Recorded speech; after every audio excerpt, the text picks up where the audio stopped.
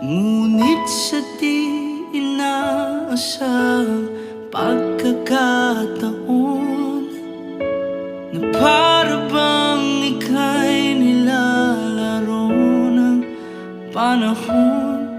may ibang makikilala at sa unang pagkikita may tunay na pag-ibig